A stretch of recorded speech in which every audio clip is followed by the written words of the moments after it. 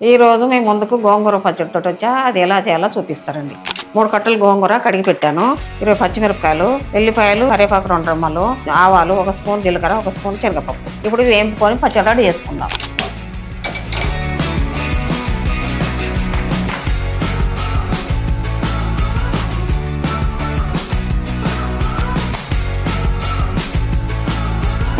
గోంగూర ఉడికేలోపు మనం పచ్చిమిరపకాయలు మిక్సీ పట్టుకుందామండి.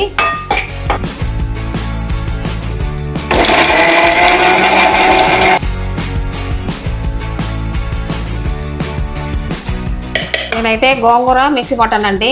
ఇందులో నేను ఇప్పుడు పచ్చిమిరపకాయలు పేస్ట్ చేశాను కదా, ఇందులో వేసి కలిపేస్తాను.